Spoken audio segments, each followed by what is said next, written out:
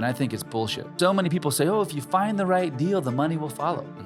That's only true when you've had success. But if you're new in the business, or even new, meaning like the first 5 years, money's always the hard part. I had to go and find who was going to be my lender and to do an actual deal. I learned that someone could lend me their IRA and be the equity and partner with me in a deal. And that opened up a whole new world to me. I had no money. They lent me $60,000 to do a condo in Las Vegas. He made almost $12,000. I made 3 or 4, and I was like, this is gold. My first deal was with somebody's IRA. And that's why I'm in this world today. Welcome and thank you for joining us for today's episode of Disruptors, where millionaires are made. Today we have Greg Herlean with Horizon Trust Company, and Greg flew in from Orange County to talk about the secrets to where trillions of dollars is hiding in plain sight. Now, guys, I'm on a mission to create 100 millionaires. The information on the show alone is enough to help you become a millionaire in the next 5 to 7 years. If you'll take consistent action, you'll become one. And guys, if you're already a millionaire, please, we want to recognize you here on the show. So scan that QR code on the screen. And if you want help becoming a millionaire, because you're not there yet, you can also scan the code to get there a little bit faster. And before we jump in, if you're here to learn how real entrepreneurs are building real empires, make sure you hit that subscribe button, because every week we're dropping lessons that can create your first or next million. And finally here, our AI lead manager is now up and running. If you want to hear what our AI lead manager sounds like, text AI caller to the phone number 33777. Again, that's AI caller 33777. You ready? AI caller, love it. AI caller. I'm ready. This is the future, man. Like, It is. It's kind of nuts. It is totally where we're nuts. at. So thank you for coming on the show. I know I met you at a boardroom. Been really looking forward to this, and I shared with you. I really want to get someone who can talk about this topic because it's critically important, but it's still kind of like hazy for a lot of people. For sure. But before we get into all this, let's talk about what was your life like before you got into real estate? Well, before I got into, look, my dad was in the Air Force, and I lived my life like probably most people. So I was going to school, went to college, went on a mission. And after my mission, I went to one more semester. So I was technically a sophomore. And I'll never forget this. I went home and I forget why, but I went home and my mom set me up on this date. And she, she was anxious for me to get married. I was 22 years old, 21 years old. And I met this girl for lunch. We go to lunch. Afterwards, we drive by her house. I don't know why it's aggressive, right? But that was what happened. We drive by her house. Her dad is outside on a Wednesday or Thursday afternoon at 2:00, washing his boat in this huge house. Washing his boat. His boat. And so I'd only seen this on TV. And so I know, like, we see these, we hear these things, but as a 21, 22-year-old, dad was in the military, didn't have money, to see her dad home at 2:00. That's what impressed me. Oh, that's pretty different, yeah. The boat's cool. The house is incredible, but your dad home at 2:00. And so I just was like, whatever he's doing, I've got to do that. So I literally had to make a decision. Am I going to drop out of college? I never went and dated this girl again, but I did call her dad and it's like, hey, are you looking to hire someone? I'll work for free. I want to know what you do. Didn't even know it was real estate, by the way. I just wanted to live like how I saw in that moment. And that's what actually was one of the biggest turning points in my life, frankly. It's kind of like the scene in Wolf of Wall Street, right? Like, you show me a check. Kinda, yeah. It's like, I don't know what you're selling. I don't know what you're doing. Thankfully, it wasn't like illegal or drugs. But it was really relationship building in the real estate world. And that's what I learned. And it was one of the best decisions I've made. So you drop her off, and then that was it. That was it. But you asked her for her dad's phone number right then? I did. Actually, I actually didn't ask her. That was I asked my mom. I'm like, so do you have the parents' phone number? So I didn't call her back. And we joke around about it years after that. But yeah, but that's awesome. So you were clear, eyes on the prize. You know what you wanted, and then you sought out to get it. So you reach out to this guy. Like, was there any resistance or? Not too much, because I was young, eager, and had the right attitude. And all these things I share, I've got a 24-year-old who's in business now.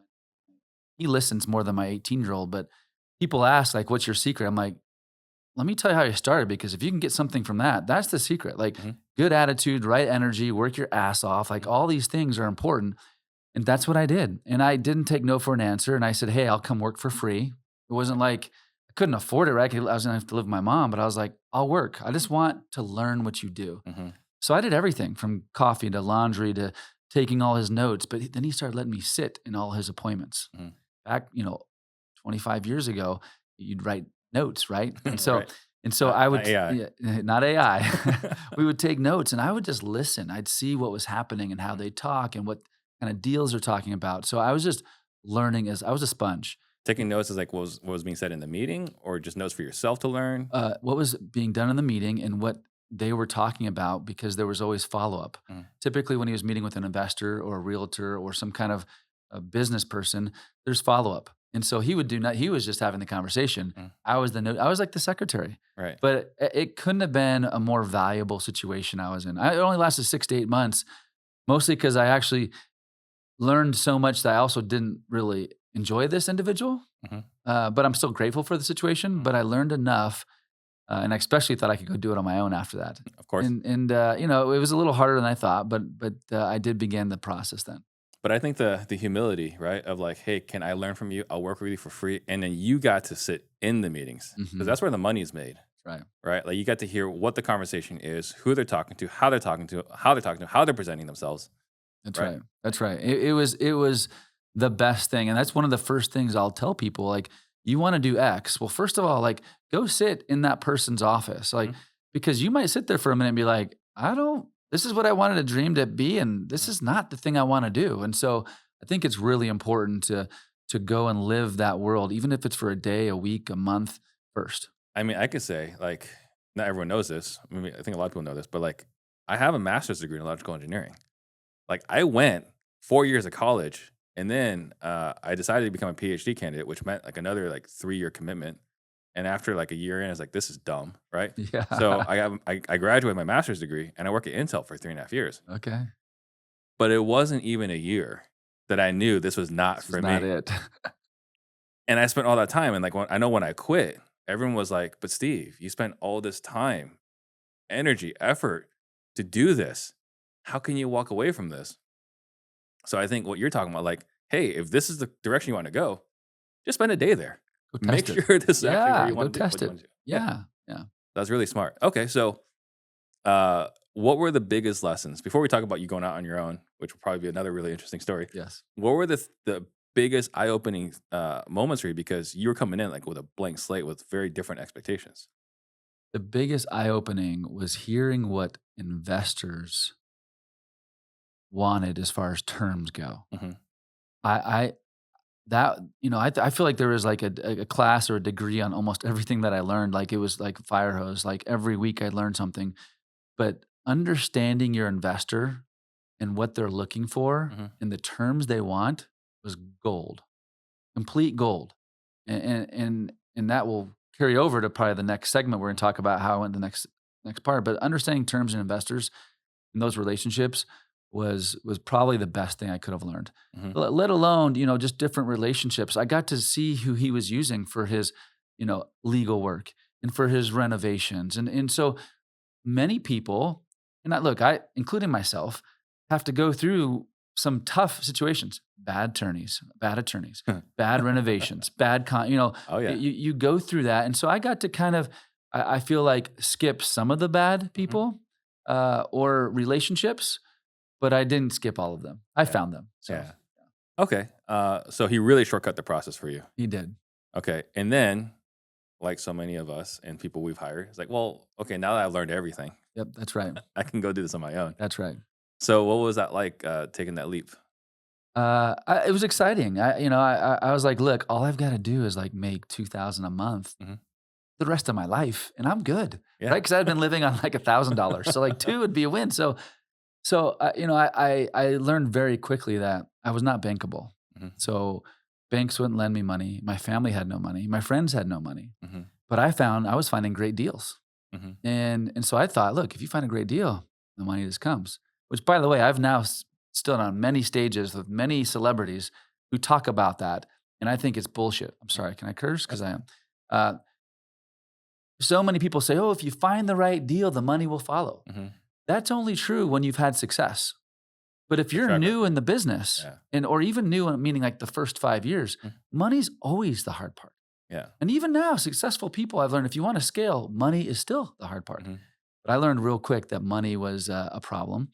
And so I had to go and find who was going to be my partner, my lender, and to do an actual deal. Hmm. And so I happened to have met somebody through a conference that I went through during that little 6-month, 8-month stint who talked about the subject we're going to talk about a little bit more today, Hmm. which is self-directing. I learned that someone could lend me their IRA Hmm. and be the equity and partner with me on a deal. I learned that at the age of 23. Yeah. And that opened up a whole new world to me. So my first deal I ever did, someone lent. I had no money. Hmm. They lent me $60,000 to do a condo in Las Vegas. I gave them 75% of the profits. I kept 25%, and the deal flipped in 90 something days. He made, I think, almost 12,000 bucks. I made 3 or 4, and I was like, "This is gold." Do those all day, every day. And so I did, right? I made mistakes along the way, but that's how I did my first deal Mhm. was with somebody's IRA. And that's why I'm in this world today. I didn't ask this. So the guy that you learned from, he was a flipper?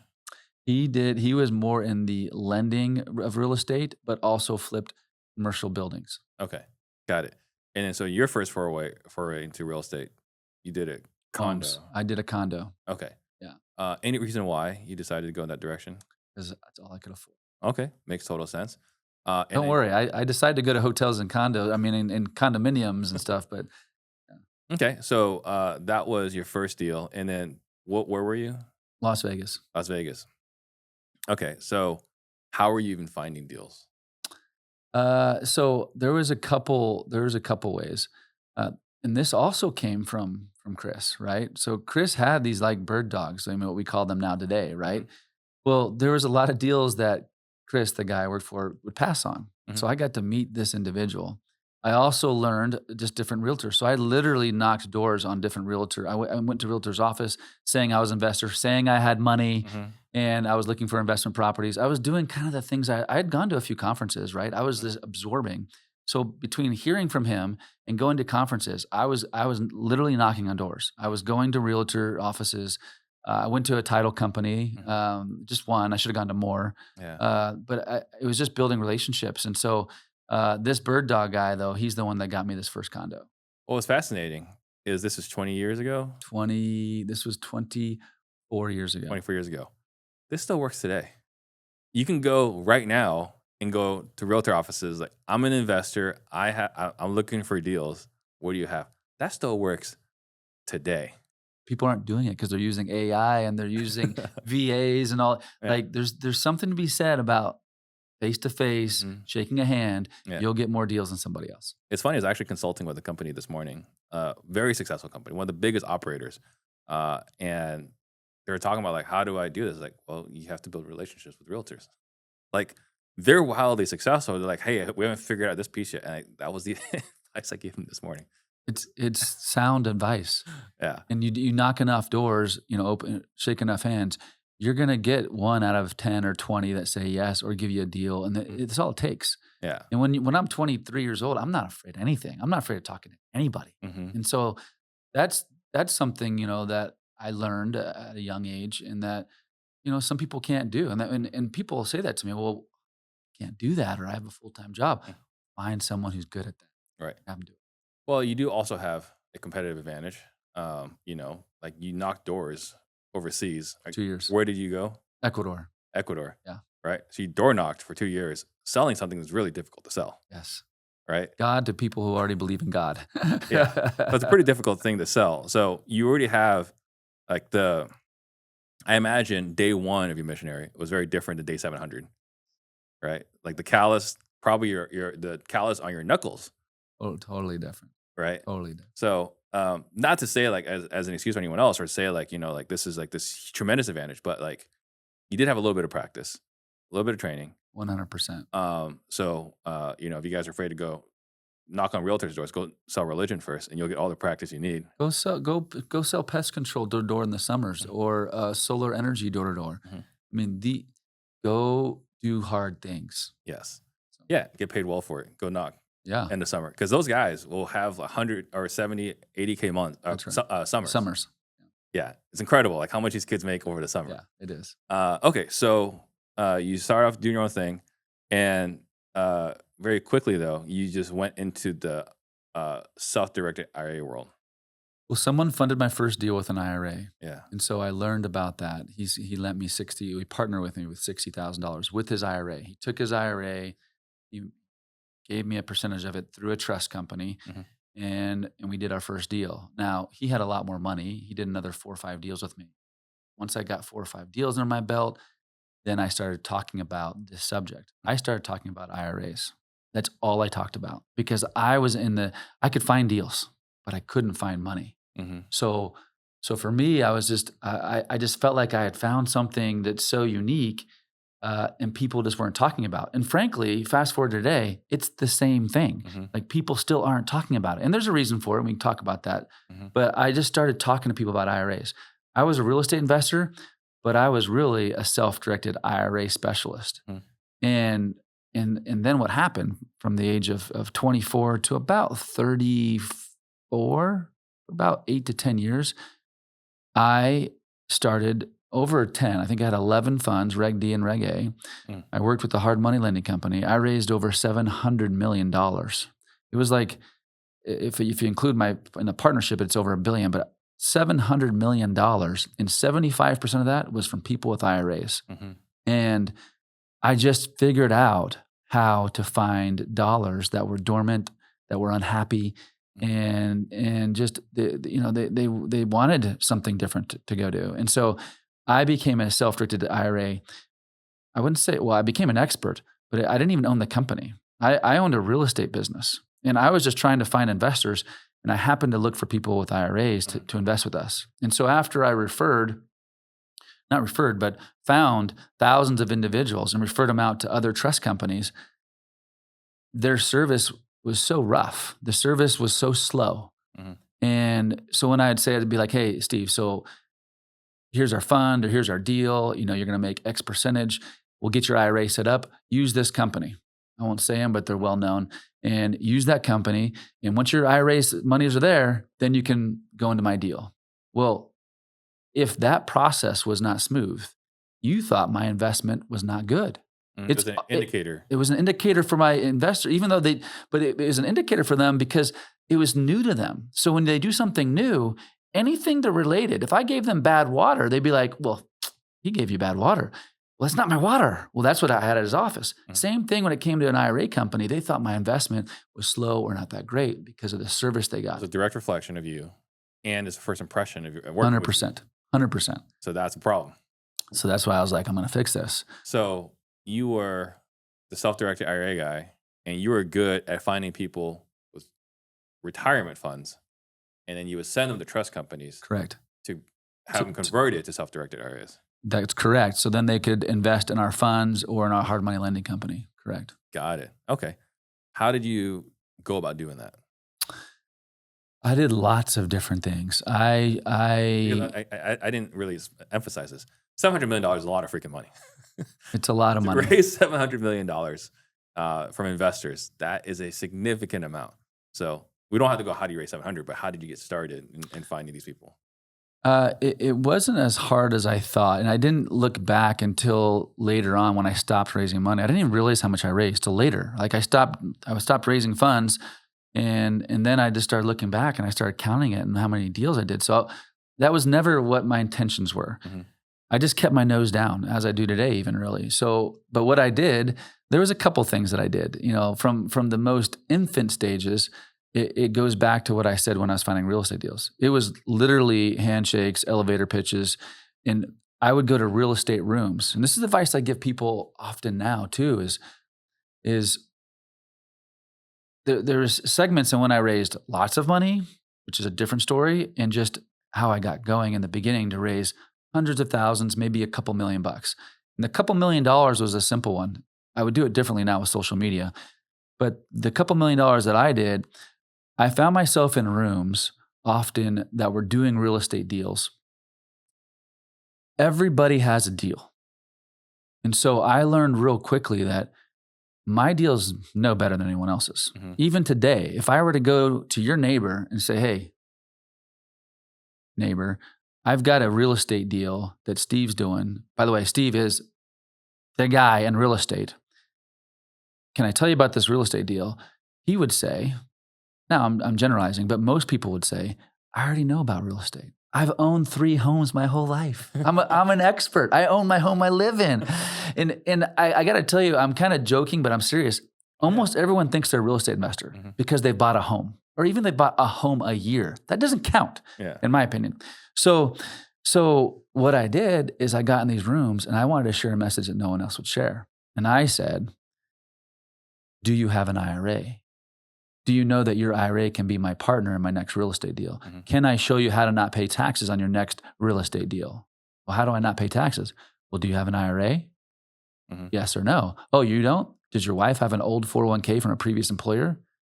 Do you know that you guys could partner in my next deal? I'll do all the work. All your profits go back to your IRA and you don't pay taxes? Maybe forever if it's a Roth. That was my pitch time after time. I was telling people or asking people if they had IRAs rather than saying, I have a deal. And because everyone had a deal. So that's all I do is I focus on IRAs. Are they happy? Why are they happy with their IRA they currently have? Why are they not happy? What's the rates they're getting? And I start asking these questions because I learned in the first 6 months, I learned to listen to what they're happy about and what rate they were getting in their IRA. Why is that important? Because real estate investors, especially when you're gathering funds, are so quick to say, I'll pay you 12%. I mean, that's like the common thing. You get 12%. It's a hard money loan, 12 and 2, 10 and 2 if you're really good. They've been getting 6. And they just said, if I could just earn 8% a year, I'd be happy. And you offered them 12. Yeah. Well, 4 points on a big deal, even on a small deal, it matters. And so I just got good at finding out what they liked about the retirement account, what they didn't like. And then I'd start talking about why potentially partnering with me could be a better deal. Yeah, that makes total sense. You were highlighting, a couple of things you're doing differently is you were highlighting a different message, and then you were shining a light on I won't say necessarily a problem they didn't know they had, but an opportunity. They weren't aware of. That's right. Right. And then leading with like not paying taxes to real estate investors. Like there's no like better message to real estate investors. Hey, you want to make money and not pay taxes?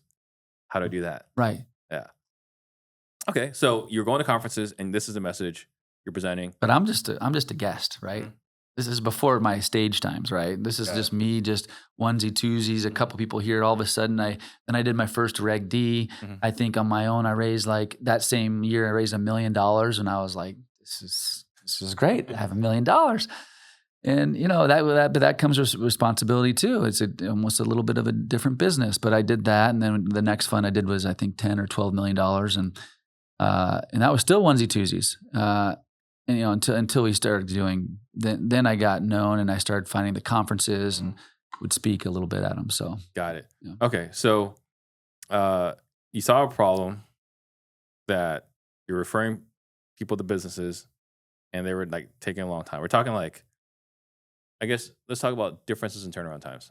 What were the turnaround times they were getting, or what were the turnaround times you were hoping to get? So this still happens today, by the way. If you're a real estate investor with a sales team and you're stuck babysitting reps instead of growing your business, this is for you.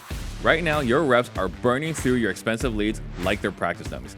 They're making costly mistakes you won't catch for weeks, and 70% of your potential revenue is walking to competitors because of inconsistent follow-up.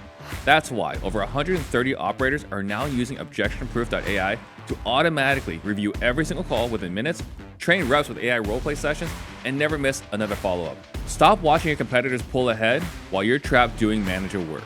Click the link in the description and book a call with my team to see how we can help you install a self-managing sales team this week. If someone wants to invest with me with their IRA, and they've got to open up a self-directed IRA to do so, most companies say, go to my website, fill out the forms.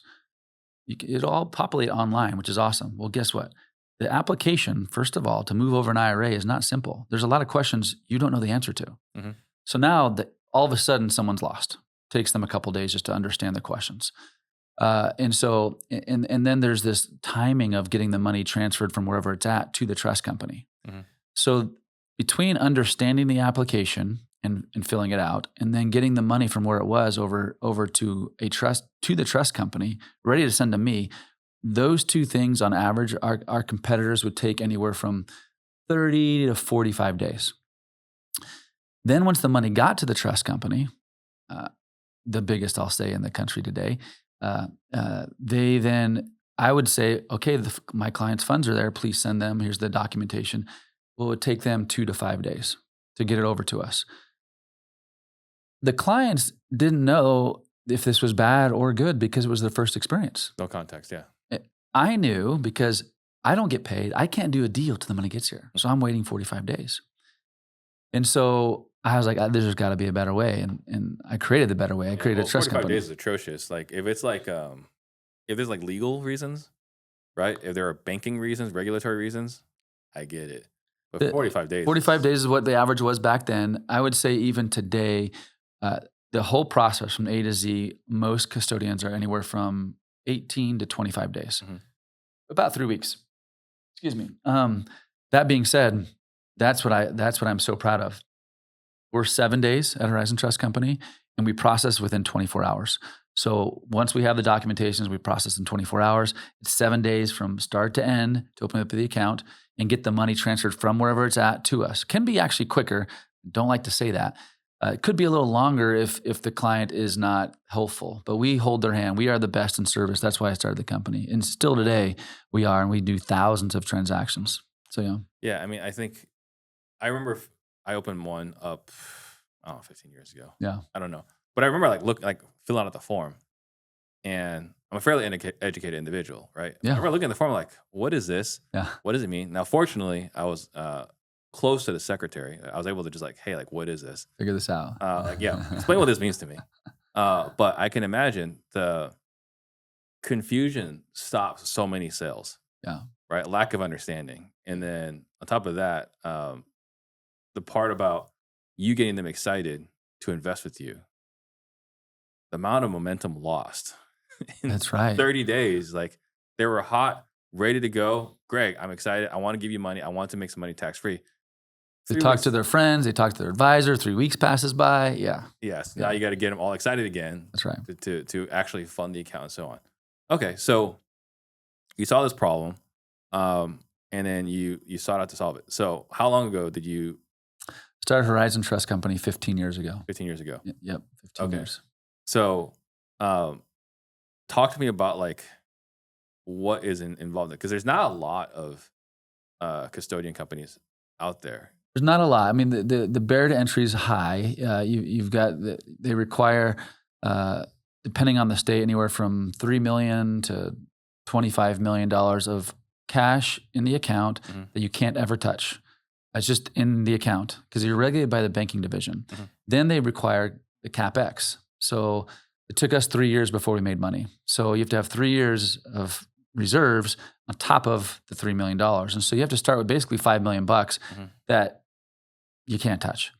And so that pretty much eliminates, that's why you don't see a lot of trust companies. Yeah, there's not a lot. So that was a hurdle for me. But we did, we created the trust company 15 years ago.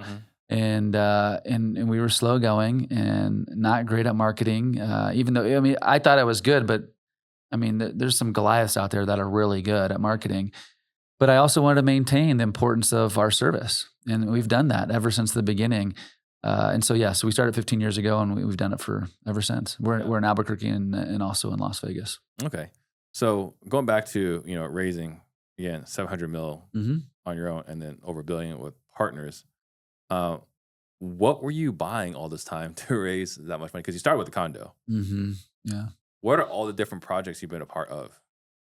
Well, look, I did apartment complexes. I did a lot of land acquisition, and conversion, through the permitting plan. We did that. We did a lot of lending. I'd say half of the funds were lending, like hard money lending. So we were not involved. The other half were, again, bigger projects. I did 12 hotels, 4 apartment complexes, lots of land, not a ton of homes. Probably ended up doing like 500 or 600 homes total. Not a ton. Yeah, well, but relative. As far as that many dollars, we didn't do that too many homes. But a lot of mistakes along the way. Like the homes were good, really good to me. And then me deciding to go into hotels, big mistake. I mean, when you're off on a big asset, you know, well, you know, 100,000 when your loan is matured, but you haven't sold it yet, and the debt carry is $100,000 a month. Mhm. I'm 31 years old. That's heavy, right? And so that happened a few times. It doesn't feel good. A few times. Yeah. And so it's also what scared me into doing more lending. Mhm. I liked the lending because it's like, look, we're gonna bring the funds together. We're gonna charge a fee, Mhm. and we'll lend to these developers and contractors. Mhm. But so I had learned enough to understand a deal and what to look for. But yeah, I mean, so today I still personally invest in different deals, but just on my own. I don't syndicate. I am an IRA guy Mhm. and self-directed guy. And I'd say, look, most of my time I spend now and how I've grown the business is I talk to real estate entrepreneurs, and it's why a lot of times I'm in boardroom is almost every entrepreneur I'm talking to, real estate or not, is looking for capital. They're looking to scale, whatever it is they're scaling, mobile home parks, whatever the case is. The money is sitting right underneath their nose. They just don't know how to ask for it. Mhm. And then they ask once, like, oh, do you have an IRA, to their social media thing, and they do it once or twice and they're done. That's wrong. So what I spend most of my time doing is teaching people, entrepreneurs, how to find money in their own communities and create the terms they're looking for to raise dollars. And what happens now today, which is fun at Horizon, or at least for me personally, is there's not a day that goes by that I don't get an email or a text from some entrepreneur that it's a group text and is like, hey, Greg, meet Amber. Just talk to her. She wants to invest in my deal. Can you take it from here? I teach people so that they don't have to be expert at my space. I had to be an expert at this self-directing because the experts sucked at it. Mhm. That's a problem. And so now I go out and say, hey, look, you keep doing your real estate. You are the best at it. I'm going to be your self-directed custodian that takes care of you and your clients. We're going to hold their hand through the process. So if you send me a lead, we're going to have their money set up within 7 days or 10 days, and you're going to have a potential, a lender or whatever. So that's those. I mean, you didn't totally ask that, but that is where we are and what I'm good at. I just used what I did for 10 years to do it now. So a lot of the people that listen to the show are real estate investors. So let's walk them through this, right? So listen to this podcast. I'm excited. Hey, I'm ready to start raising money through self-directed IRAs or through retirement plans that will convert to self-directed IRAs. So give me the basics, right? Like, what do I need to do so that I can have, let's just say, $250,000, right? That I can start flipping with. Mm-hmm. What's step one?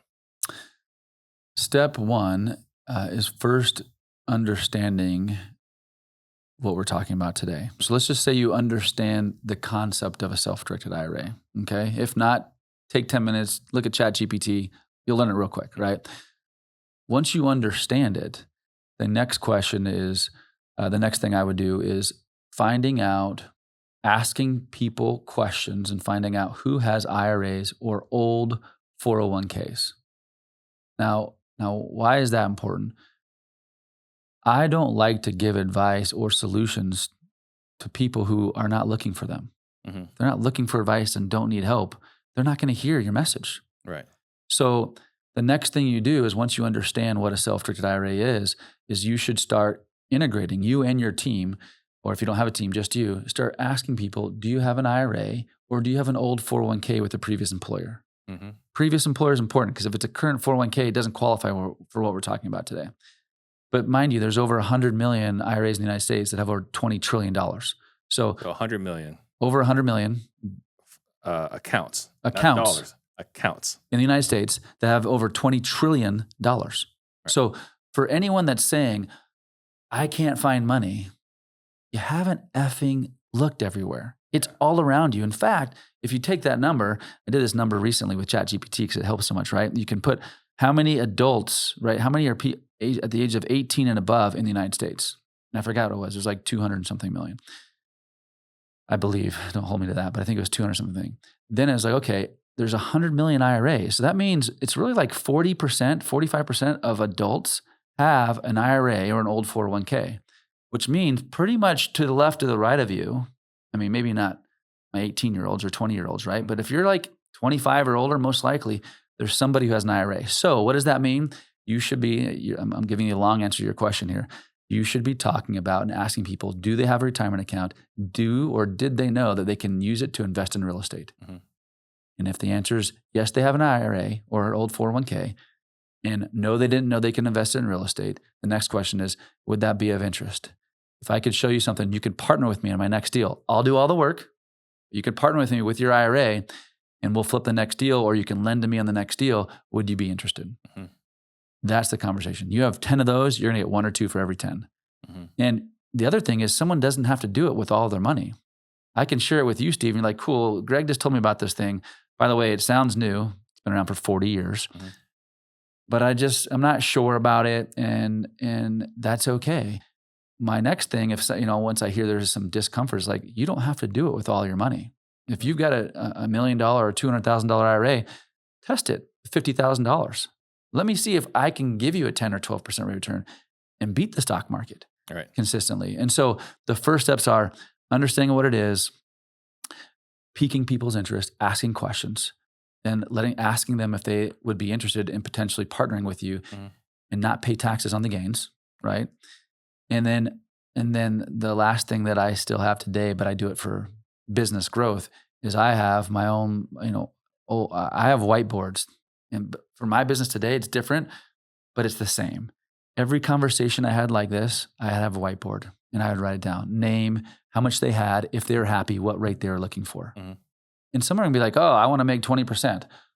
Okay, well, I'm writing it down because there might be a deal that I can actually give them a 20% rate of return. Mm-hmm. But those are the first steps. Understanding it, asking questions, and then if they're interested. You have 10 of those conversations, you're going to find $200,000, $300,000. Yeah. And you might have to do 20, whatever the case is. If you start introducing this on social media, now you can't pitch deals, right? You can't be like, earn 12% with your IRA, right? Now we're talking about SEC and different communication problems. I'm not saying that. I'm saying find people that you already know in your warm communities, or go to these RIAs or go somewhere else. Be like, hey, do you have IRAs? Be an IRA expert and you'll raise millions of dollars. Yeah. So I want to talk about the social media component. Let's start there. So let's talk about the social media component. What are some do's and don'ts? Because you can get in a lot of trouble if you do this wrong. Yeah. Look, when you're raising money and soliciting, and by the way, right, we've got your disclaimers, right? I'm not an attorney or a CPA or, I'm not giving legal advice either. I can just share from my experience, right? So when look, I've worked through hard stuff with licensing and SEC stuff. So I've lived some of those battles. So I know it pretty dang well, but still consult your attorney. That being said, you can talk about your real estate business. You can talk about your specific deals on social media. As soon as you start asking for money and soliciting money, that's when you potentially would need a fund or something that's more regulated. You probably know this even in, just as well as I do. What I like to share is you can ask about IRAs. You can ask about money. Hey, if you're interested, and you want to be on my list to learn more about my next deal, whatever the case is, gather information, have conversations, get them on email list. And that's better. That's good for you anyways. You want to build these relationships. So when the time does come, you've got a prior relationship. You can call them because you've already called and talked to them before. And now you can invite them to either be on one deal with just you and him or her, or talk to them about a Reg D offering. And especially if they're accredited, that makes it easier, right? And so those are like the elementary steps. There's more details, but for me, when it comes to soliciting money, I'm very careful. I only talk about concepts, or I talk about IRAs. And if you're interested, contact me, and then you start building a relationship over time. That's what I recommend. But like a lot of times, I've been at lots of events where it's like, all right, pull out your phone, and this is obviously illegal. Pull out your phone, put on there, who here has an old IRA or 401k and would like to invest with me in the next deal? Period. You didn't give the deal. You didn't give the terms. You didn't say if it's a loan or if it's a partnership or whatever the case is, but just see what kind of responses you get. And so that becomes your new list of, relationships that are probably already part of your community. You're saying that's okay to do? Yeah. Okay. It's funny. I was raising some money a few months back for my company. Right. And I put in there like, hey, who wants to make a guaranteed 12%? And I got a lot of people like, you can't say this. Can't say guaranteed. right? Can't say this. And I was like, but if it's a promissory note, still can't say guaranteed. Don't ever say guaranteed unless it's life insurance. All right, there you go. Yeah, I got blasted a lot. I was like, well, if I'm personally guaranteeing it, but all right. I don't even like doing rates because the rates also could be different. People are looking for different things, like I said before. So I focus on low hanging fruit. The reason I focus on IRAs, now I do with the trust company, because there's just something different about it. Someone that has an IRA or retirement account, they can't touch it. And if I were to say, hey, Steve, I've got a deal. It's going to be a 2 to 3 year deal. I'm going to pay you 12% on it. Wire from your checking account to me $100,000. Or Steve, here's that deal. How about your IRA? Send me $100,000. You would choose IRA all day long.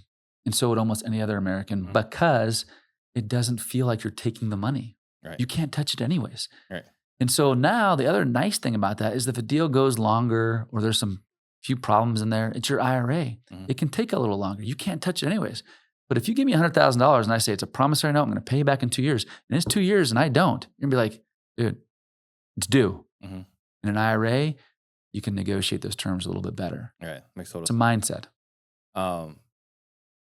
Going back to, so we're talking about that was social media do's and don'ts. So then let's talk about personally, right? Because you've coached a lot of people through this. So is it as simple as like, hey, just pull out your phone and just call the 10 people you talk to the most? Like, what is your recommendation there?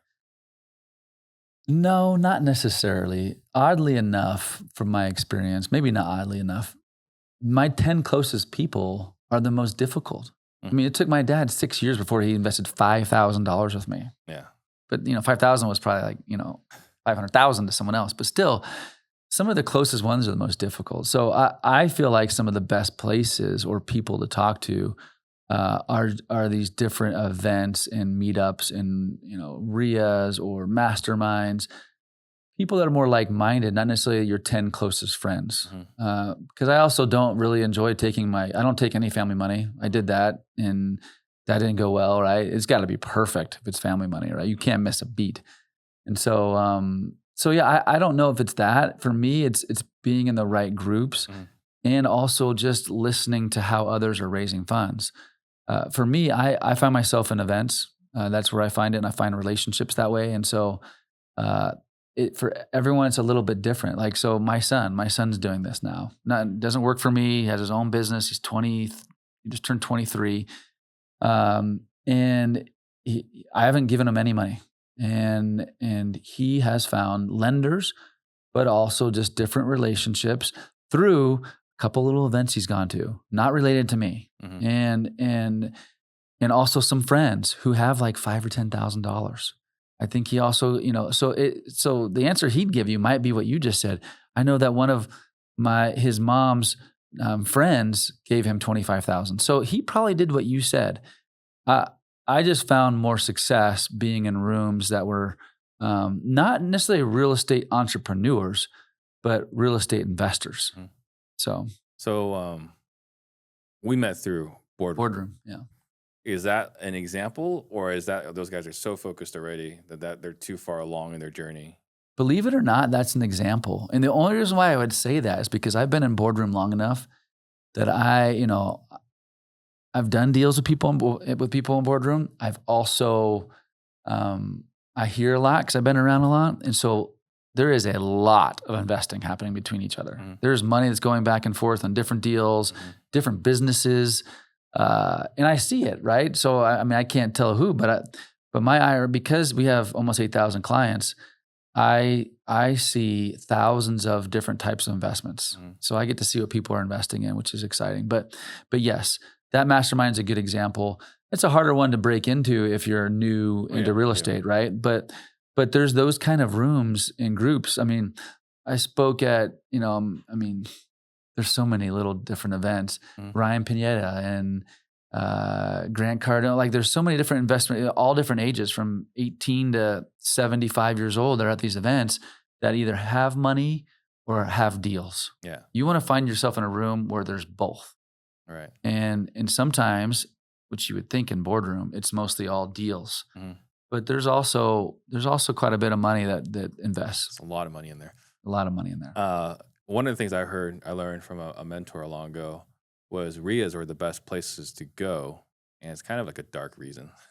Oh yeah. But basically, when you go to these RIAs, a lot of times it's these people that work their W-2 careers, and they realize they no longer have enough to retire Mm, on, mm, and so they're like, I have to figure out real estate investing. mhm.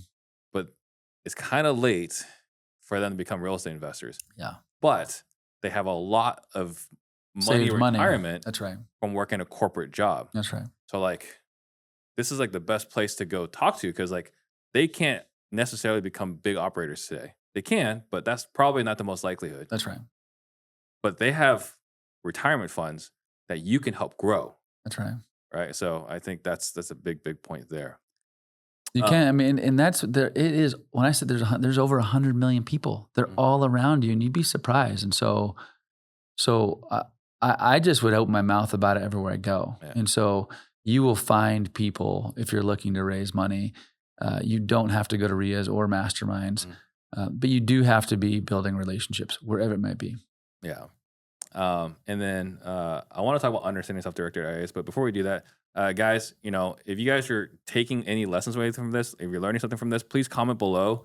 And if there's anything you'd like to see more of or less of, comment below as well, because I'm reviewing every single comment. So please, let us know what you like and you don't like. Let's talk about understanding self-directed IRAs, because that's step one. Yeah. Pretty important.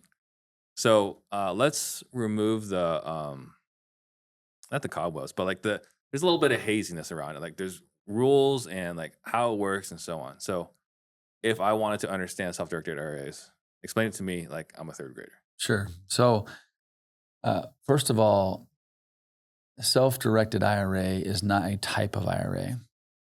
Having a self-directed IRA, all that really says is it allows you to unlock your money Mhm. from the traditional marketplace and invest it in an alternative asset place Mhm. that is non-regulated. So if you have a traditional, a simple or SEP or a Roth IRA or an old 401k, you can roll that over to a custodian or trust company like ours, and then it will still be a simple SEP or Roth. That does not change. It is now a self-directed simple. This is one of the common mistakes. People are like, oh, now I have a self-directed IRA. I'm like, well, it's still a Roth or a traditional or a SEP, and all the same rules apply like they did at Fidelity as they do with us at Horizon Trust Company as far as contributions and distributions. Mm. The biggest differentiator is what you can invest in. Mhm. At Fidelity, you can't call them up or Charles Schwab or these TD Ameritrade and say, hey, I want to lend my money to my buddy Steve. Mhm. It's not on their list. It's not an option. But with us, you actually can do that. Now, you still need proper documentation. We make sure it's compliant, the right documentation, but we don't underwrite. We are not fiduciaries. We don't endorse the investment. So that's the biggest difference. Fidelity, so self-directing is simply investing in a space and unlocking your money to invest in what you want.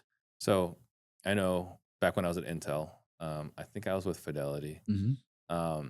And basically it's kind of like Henry Ford, right? It's like you can buy any color car you want so long as it's a black car. That's right. Yeah, so long as it's a black car. Right? And that's kind of how I felt like I was in shackles, right? Like I can pick from these mutual funds, or I can pick like these blends that Fidelity has decided That's right. is the best options for me. That's right. But they were either Fidelity or like these offshoots of Fidelity. Yeah.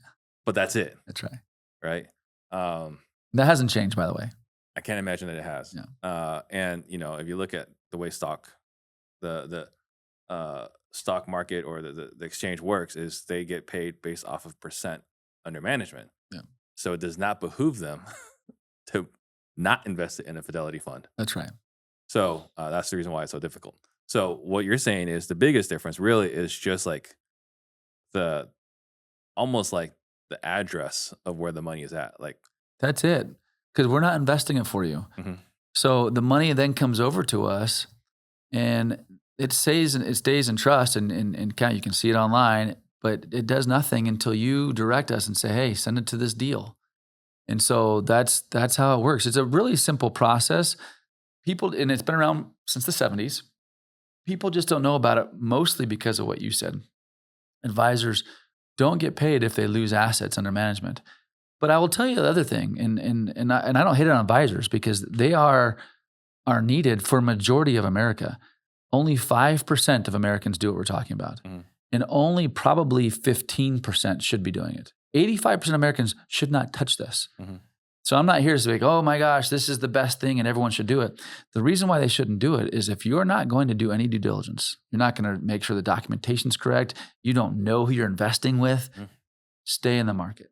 Keep using your advisor, keep picking out the funds. But if you are more active, because they have guardrails. Yes, exactly. They have guardrails. There's regulation to protect you.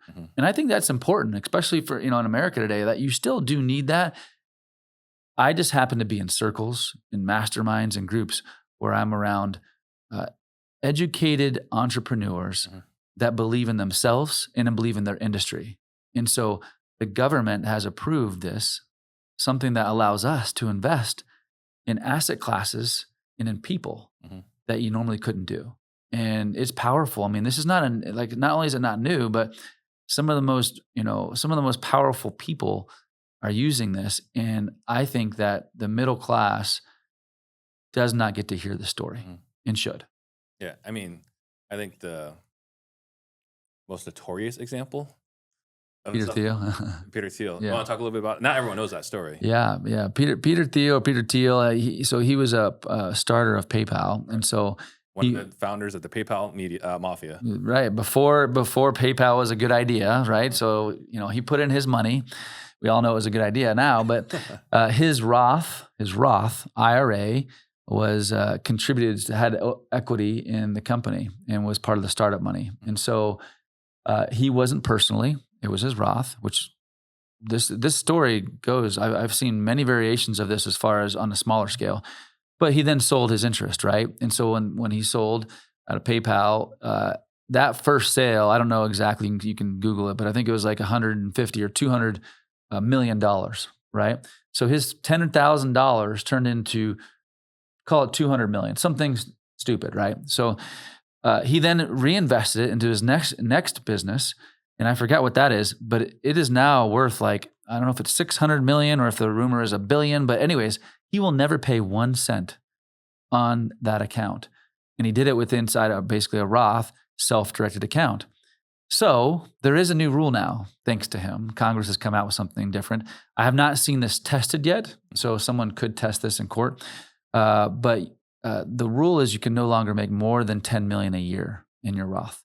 I haven't seen that tested or contested yet. I'm sure someone's going to. Oh, for sure. And also, if you make more than 2 million in your Roth, there could be an audit that happens from the IRS. Again, haven't seen that yet either. I hope to be someone that does that, but that's Peter Thiel, and you can do it. I mean, but on that note, we're talking about real estate. My first fund that we talked about in the beginning, I put in there $60,000 salary in the pro forma, in the Reg D, that I was going to pay myself a $5,000 salary. So I raised money and I got an IRA investor to help fund my business that paid my personal salary for a year. And that was a game changer because then I could focus on the business and not worry about flipping the next deal to pay my bills at home. So you can start businesses. You can fund them with, other people's IRAs if obviously, they agree and you've got the right terms, but you can do all kinds of fun things with an IRA. Well, so like going back to what I was saying earlier, like how I raised some capital for my company because we're looking to scale. And you were saying like when you scale, cash is kind of tight. Yep. Investors came in with Roth IRAs, self-directed Roth IRAs. That's perfect. Yeah. All distributions go back to the Roth. They don't pay taxes on the upside. Right. It's so available. And if you don't have a Roth, that's the other thing is, but if you showed me a new idea and you're like, hey, look, I'm just looking for, whatever, $100,000, I can start a Roth today, contribute for 2024, 25, and then again in 26. But let's just say I just start from scratch and I have $5,000 or $6,000. My Roth can fund your business and get 2%, and I won't pay anything. I think my Roth invested with Turnus on the side note. I saw Turnus up on your board. Yeah. I invested in Turnus as well. Okay, so when moving back, getting back on track. Anything else we need to know? So like basically, it's just a different custodian, Mm-hmm. right? It's basically a different custodian. But be more, was it more caveat emptor, right? More buyer beware. Like, Yep. make sure you know what you're investing Got to in, do your own due diligence, underwriting. right? Because it's legitimately a self-directed IRA. You choose on behalf of your IRA. Yeah, That's right. Anything else they need to know? I think the deal itself is its own. All the steps that you would give on as far as underwriting a deal. So as far as steps for self-directing, first identifying if you have the right type of account, and if you have an old 401k, you qualify, or an old plan with the government if you were a teacher, whatever. Those plans all qualify if you used to be with them.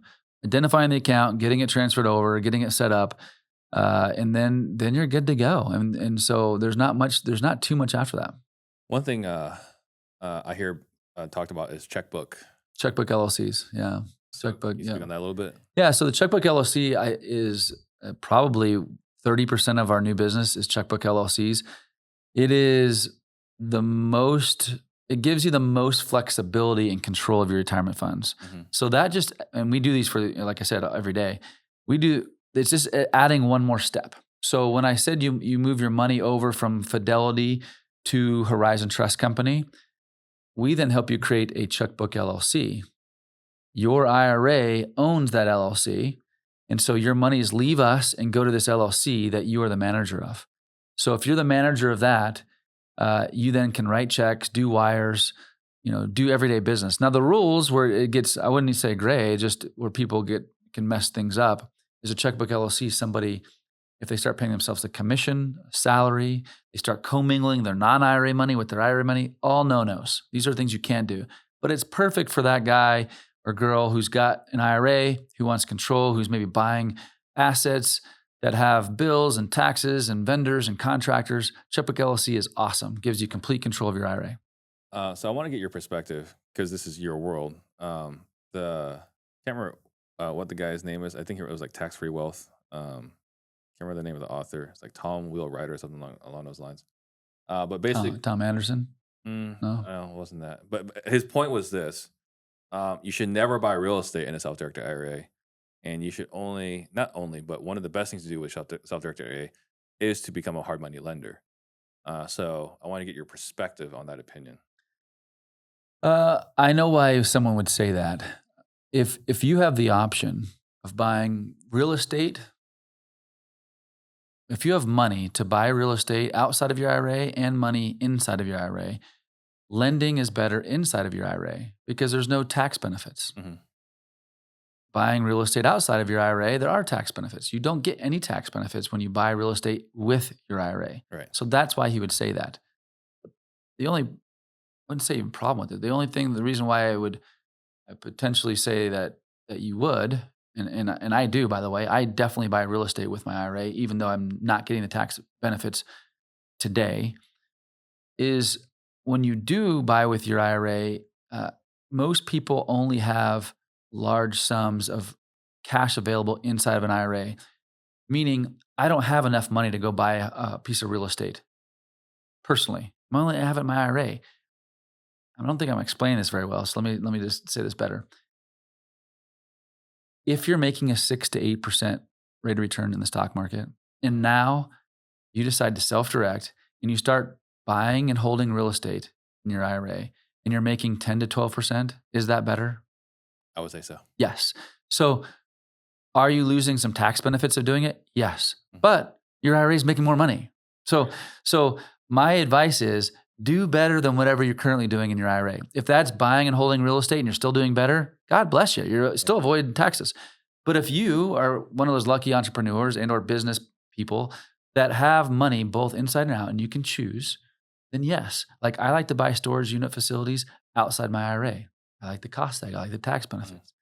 I like to lend mostly, or if it's a quick flip, in real estate, I like to do inside my IRA. There's no tax advantages anyways. Mm-hmm. So if you have the opportunity to choose what's best for you for tax reasons.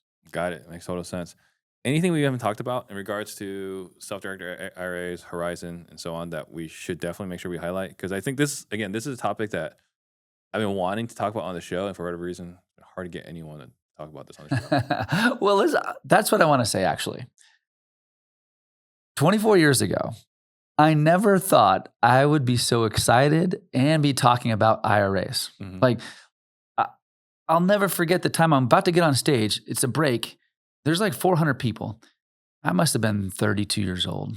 And I hear these group of people saying, hey, are you going to go watch the next speaker?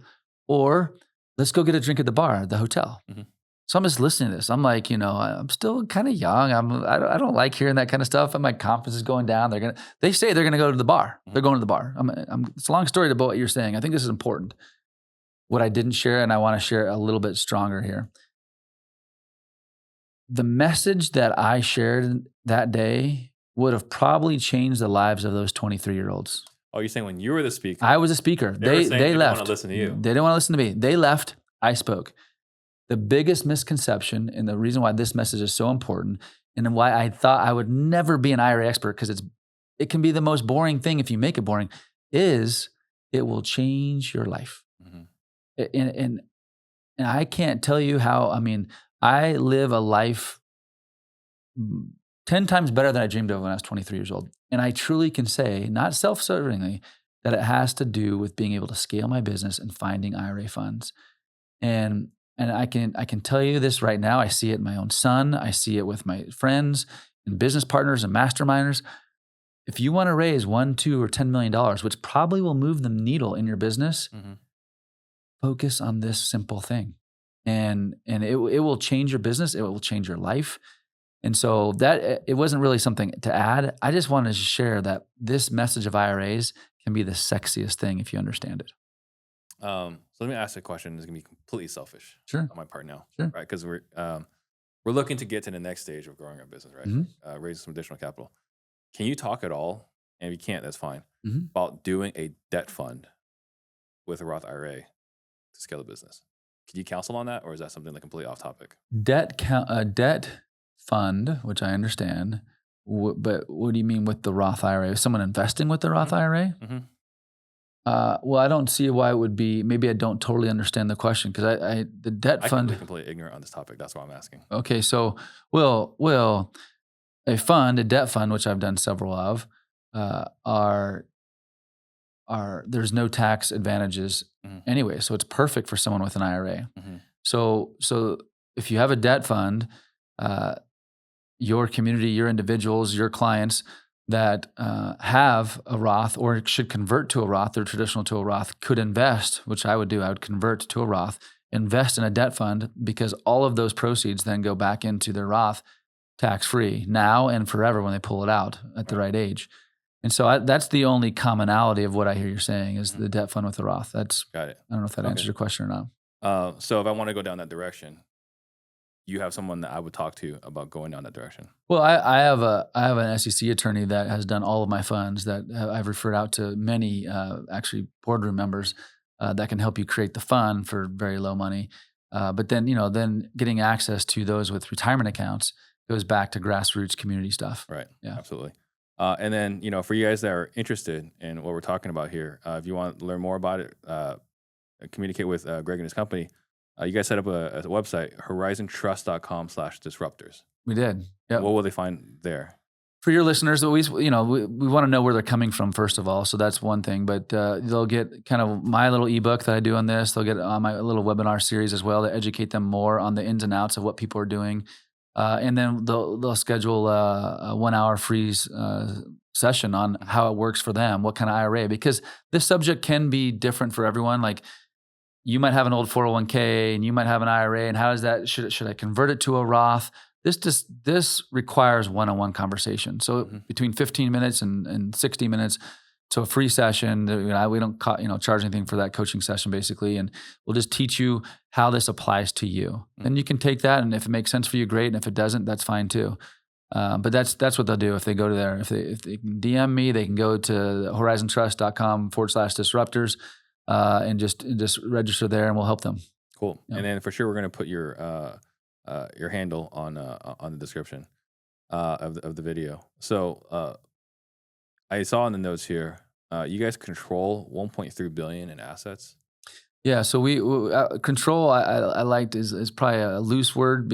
We are custodian, so we hold those assets, and so we That's, our combined 7,800 or 7,900 clients, which by the way, we're small. And I'm not, Are when you I guys say small? that, 700 yeah, small? yeah. I mean, we're small compared to our competitors, but I'm proud of it. Mhm. You can reach me. You can reach my team. We respond within 24 hours. Mhm. There's no one else like that. Some people try to they think they'll save it, which they won't, by the way. We got a new price now, but they try to save $100, but they're losing a week or 2 weeks of time.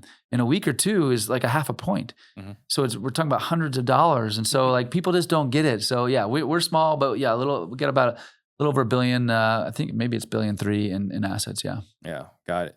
So, why are you so passionate? I think you might have alluded to on a moment ago, right? But like to be known as like the IRA guy, like what is there anything else that makes you so passionate about this? I think it really drives back to the two things I said in the beginning. One is my story. I mean, I live a life of experiences. If I died tomorrow, I'd be totally complete. I am with those that I love. I don't miss anything that I don't want to. And I credit this not to Horizon Trust. I credit this to understanding a self-directed IRA. Mm. So that is probably, I mean, that's what moves me. That's what excites me. And now I get to see it in others. And crazy enough, I get to see it in my boy who he's flipping with his Roth IRA commercial equipment. I didn't teach him that. Mhm. $15,000 piece of equipment. He's flipping with somebody and he's making like 15% in like 4 months. Yeah. Didn't teach him that. But to see not only my offspring take what they want and do their thing, but to see friends do the same thing with their IRAs, it's really fun. And to see someone who, and I had this with Dan Brisa. He was on a webinar with me, and we were talking about his deal, and I think he raised $400,000, $500,000, $600,000 from people's IRAs to do his last deal, just because we spoke at the last mastermind. Yeah. I mean, an extra $500,000 that changes the need, changes the you getting a deal or not getting a deal. Mhm. And some of these deals, $1 million deal could be a whatever, $500,000 profit, So it's life changing if you let it. But it can be such a boring subject if you make it a boring subject. Yeah. Well, I think right now it's probably more important right at this moment in time in our industry than ever before because of all the regulations that are coming down. There are a lot of people right now that I know that are very successful, and their next move, if required, is they're just going to take everything down, right? If you can't wholesale it, then they're just going to flip it, Mm-hmm. right? And you can get access to hard money. That's not hard. Yeah. No pun intended. But if you get good at this, your terms are gonna be a lot more favorable. It's 100%. gonna be a lot. It's gonna be a lot easier to flip deals. Like when I first started, I didn't use hard money or any of that. I was using friends and family, Yeah. and using friends and family, doing an agreement where even it's just a profit split. Man, there is no pressure when you're working with a profit split versus Dead. 1% every month, That's right. no matter what. Now, Extension fees. extension fees. Oh my god, extension fees absolutely kill me. We're gonna have to learn about that one day. Like, why the heck that even exists? That is like one of those. That's like I read an article about how like Vegas is dying. For me, it's really simple why Vegas is dying. It's because when I was a poor college kid, I could still live like a king in Vegas, right? Like $6 prime Can rib, now. $6 prime rib, Yep. right? You can just hang out by the craps table and get as much as you want to drink, That's right. right? Now, like it doesn't even make sense to go as a family anymore. Like I look at it, it's like I got to pay for parking and resort fees. So I was like, there's no point in going to Vegas anymore, Yeah. right? Yeah. And that's how I feel about those extension fees. Yeah. I get it. I've paid too many of them. I understand. Yeah, we're gonna have to talk to Tim, see make sure he doesn't charge those. Okay, so then looking at your life now, so you mentioned you get to spend time with the people you want to be with, and for me, did you see my presentation on stage at the last boardroom? No, I didn't. I You didn't? can't. I don't know if I was there late or I didn't see Yeah. it. So one of the things I said was my definition of freedom. Like everyone has different definitions of freedom. My definition of freedom is I never have to talk to anybody I don't want to talk to ever again. Mm, Right? It's not the time freedom. It's not the financial freedom. It's like, yeah, do I have to talk to anybody I don't want to talk to? Is because if I still have to talk to somebody I don't want to talk to, that's a good definition. I'm I can not. appreciate Yeah, I'm that. not truly free. And That's then, good. so for you, like it seems like, I'm looking here. You got 5 kids, Hmm. newer grandfather, Yeah, yeah. right? So let's talk about like the freedom that's real estate's been able to afford for you. I'm filming this video for the man himself, Mr. Ian Ross. The guy crushes. The guy's the best person in sales I've ever seen. I've invested elsewhere and I haven't got the same results. I've gone from being a seller, making 5K a month, to being a hybrid role, making 11K a month, to now be 4 months down the line from 5K to on a closing opportunity, inbound, full calendar, with the best opportunity, the best offer in my space. OTE is around 20K a month from month 2. So I've gone from 5K to 20K. If that's not a return on your investment, I don't know what is, man. If you're a salesperson and you don't invest in sales training, you're gonna get left behind because your job is to be better at sales. And sales training directly makes you more money. If you like what you just heard and would like similar types of success, text CLOSE to 33777 and we'll see if you qualify to join Objection-Proof Selling. We're taking good sales reps and we're making them objection-proof. Yeah, look, I would say the thing I learned, 'cause especially after living through 2008, right? And that's a whole different story, a hard time in real estate. But I've just learned, you talk about freedoms. Success to me is being able to sleep good at night. Hmm. And it took me a long time to figure that out. A lot of sleepless nights. And then once I started having some good nights, I was like, man, I don't have to work with somebody I don't want to. Hmm. Don't have to do a deal that I don't want to. Hmm. I get to go do, the things I get to do right now and have for a little while now. So for me, that's freedom and that success is sleeping good at night. And I'll tell you the other thing is opposite of what I thought for the first 15 years of my career. And that's partly due to probably a bit of 2008 too, is cash not working is freedom to me. Hmm. I like cash in my account. Hmm. And I don't want all my money working for me because then I don't have to do a deal and it's okay. Hmm. That's not how I was for the longest time. Right. And by the way, I don't advise that to my 24-year-old. Mhm. I had nothing to lose when I was 28. Sure, I had 2 kids, a third on the way, but like I had no money barely, right? I mean, I had assets going, but once you start having success, I recommend having more money in places that make you sleep good at night. Mhm. So Yeah, I've seen a lot of my friends that once you get to about 45, it's not about hustle season, mm, right? It's about like being able to sleep well, yeah, not worry, and again, not having to do a deal you don't want to do, and Yep. not having to talk to someone. customers you don't want to talk to. Yeah. What is your epic life goal? Epic life goal. That's a good question. What is my epic life goal? We have traveled around the world, all of my kids. We go on vacation almost every month. Uh, I that's just, you stumped me. Like if there's something that I haven't crossed off the list, it's not a country. Mhm. It's not the last continent of Antarctica. Like that is something, but that's not. I would say it's going to every NFL football stadium with my boys. Mm. That would be epic for me because we really like sports and it really brings us together. So How many have you gone to? we've gone to 9, so we got a long ways to go. The problem is we have season tickets to the Raiders, and so by default, 8 weeks out of the year we are already committed to Las Vegas. Yeah. So then the other weeks is like, do we want to travel again?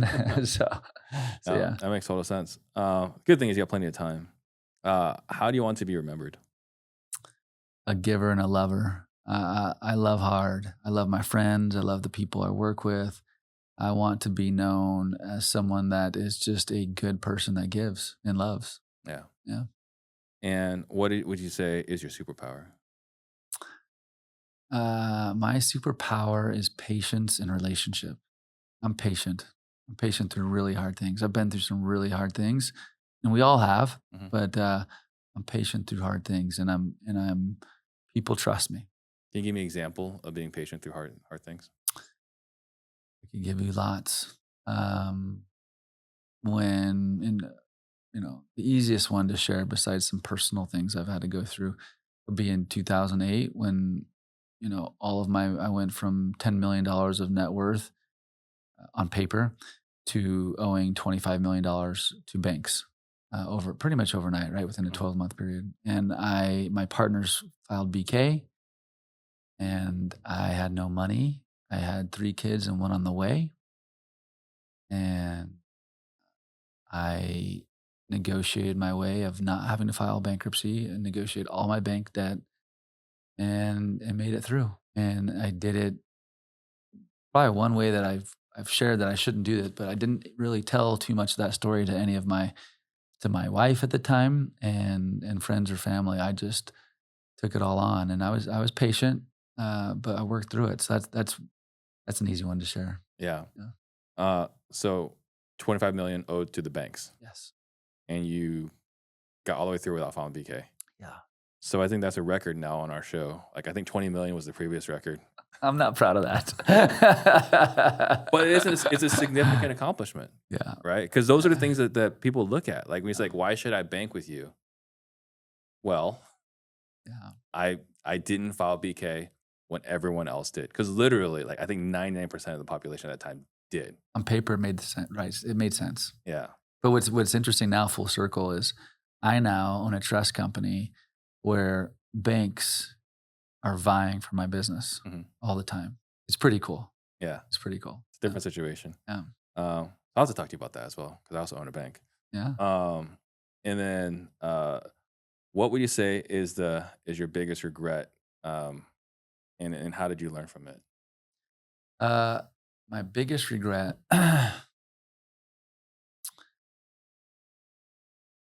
My biggest regret would have to do with being a better communicator when I was going through hard stuff. I really regret that. It hurt my relationship with my wife. It hurt me personally. It was damaging. Mhm. And so, just in the one example I gave you there, but I did that countless times. It wasn't a bad, I'd say that would be it. As I think and I practice this now all the time, but I think everyone should be more open and honest with their top 3 or 4 people. Mhm. Not to the world, not just, I'm not talking about social media. I'm talking about your wife, those closest to you. It's important to communicate and share. I didn't do that until like 10 years ago. Yeah. Any problem, I just took care of it, Mhm. handle it. Now I share, and just those couple, right? So I'm still, I still get but I get vulnerable with them, Mhm. and that has built such strong relationships with my wife and my couple handful of closest friends. That was a mistake. So I appreciate you bringing this up, because I do have these conversations with colleagues, and there's an extent to like how much you can share with your spouse.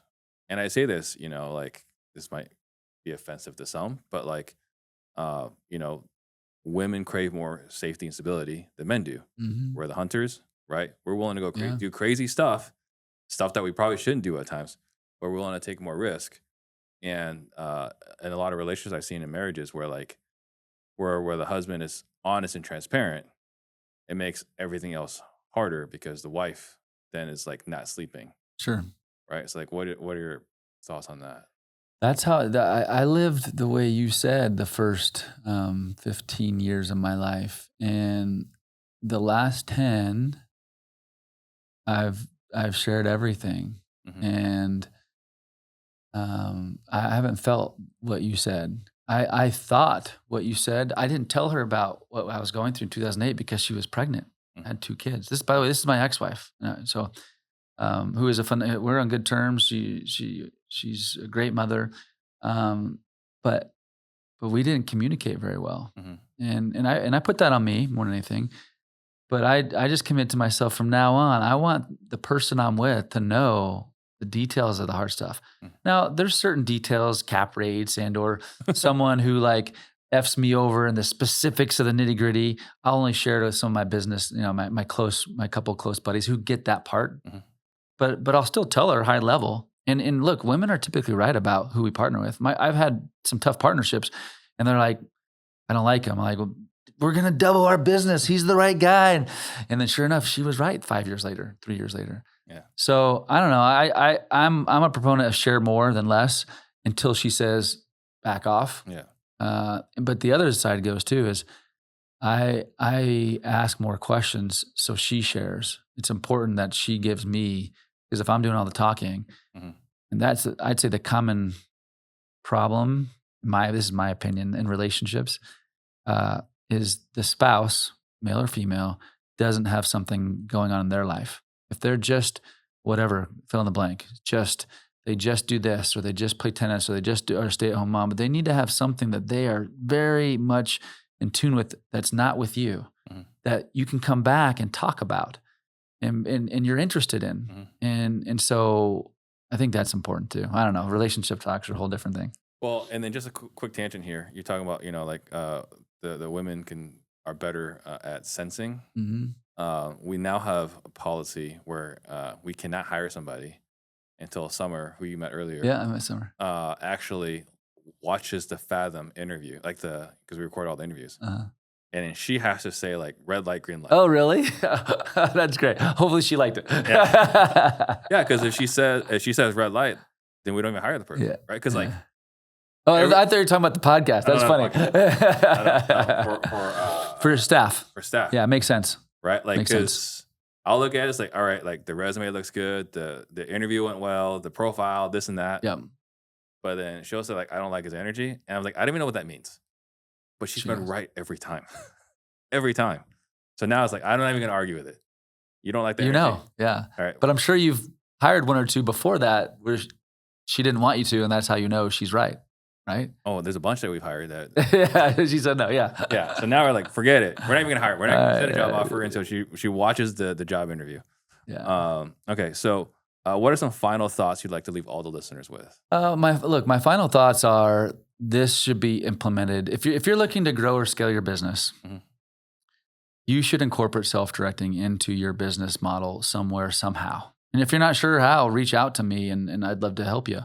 But that first. And then number two, and I think you're good at, I saw the way you gave at the mastermind. But my other thing is give. I mean, you gave such great content, or I should say content, just points and help to individuals. Give first. It's all about building relationships. And so, build relationships, give first, family first. I mean, I'm big on family and God. And so you focus on, I am like the weakest entrepreneur if something's not right at home. And so really focusing at home, and I know this is like given. If someone hears this, they'll say, yes, of course I know that, but we don't all live it. So like, I really focus on getting things right at home every day so I can be the best entrepreneur and leader at my office. So that's my take back is family first, build relationships, and you should be incorporating self-directing your business somehow, some way, because it will fill a null that you have. Yeah, perfect. And then if someone wants to find out more, go to horizontrust.com/disruptors. Anything, anywhere else? You can just follow me on social media, Greg Herlean. There's only me and my dad, and he has no social media, so you'll find me there. All right, perfect. Well, thank you so much. I appreciate it. Yeah, thank you. Thanks for having me, Steve. Appreciate it. My pleasure. Thank you guys for watching, and we'll see you guys next time. Shout out to Steve Train. Jump on the Steve Train. Disruptors.